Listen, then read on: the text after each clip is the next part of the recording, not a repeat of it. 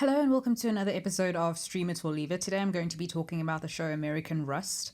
I saw a really small thumbnail for the show and didn't pay any attention. I didn't care until I heard that Jeff Daniels and Maura Tierney were in it, and I pretty much immediately stopped what I was doing and watched it. My goodness, what a gift, right? Anyway, this show stars Jeff Daniels as Chief Police Officer Dell, who might have a prescription pill use issue. He's very precise and controlled about the doses though, so he could be trying to wean himself off. Later on, we do learn that because of his time in the military, he has had some sleep and anxiety issues, and yeah, he's being weaned off.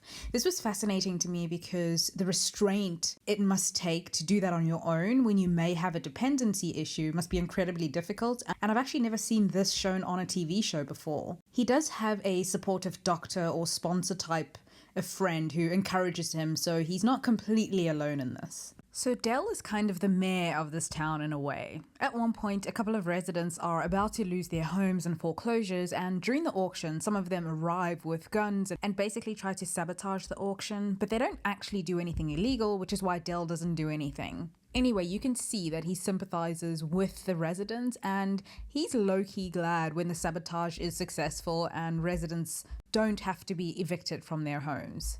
Then we have Maura Tierney as Grace, who is a seamstress. She and Dell are actually in the early stages of dating, but she also maybe kind of has a complicated thing with her ex-husband, or Lucifer from Supernatural. He's actually a really good actor. I like him. She's pretty exhausted. That life tiredness of working hard and not being able to really pay all of your bills, but she has a pretty sharp sense of humor. Grace's adult son, Billy, was a pretty talented football player in high school, and he was offered a scholarship to play in uni, but he's somehow still in the town and he's the coach of the high school team. And while you don't exactly know why he didn't take that opportunity in the first episode, he does seem to suffer from some kind of self-esteem issues, and having the love of his life, his high school sweetheart, move away and eventually marry someone else has been difficult for him. He was also charged with assault in an attack where he was actually provoked and was kind of defending himself, but very luckily got off with parole instead of a felony charge. This did result in him losing his coaching job though.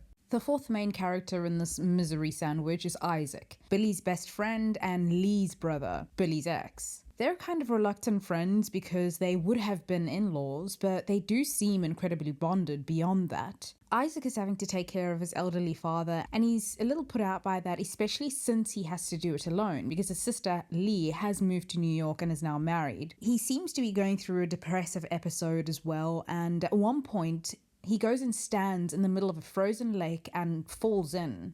Billy saves him but is incredibly concerned, so he calls Lee to tell her that she needs to check on him, and you can tell that this is an incredibly intense and emotional call between the two exes and that there might still be something there. Lee, who is newly married, having gotten out of the town, seems to be successful, but she isn't really happy either, but she later on does call Isaac to check in on him. So the main story picks up, I guess, when the police chief Dell gets a call about a body in the old mill, a mill that Billy and Isaac were at earlier in the episode. Dell goes in and sees an ex-cop dead, and in the corner a football jersey. It looks a lot like the one that Billy is wearing, so Dell hides Billy's jacket before the other cops arrive. That's where episode 1 ends. My initial reaction is absolutely yes to this show. It's rather slow in the beginning, but in a good way, in the way that Bloodline, another show that I really loved, was kind of slow. And I wish there was a better word to describe that kind of pacing. I've also actually watched episode 2, and I'm definitely going to be tuning into this every week.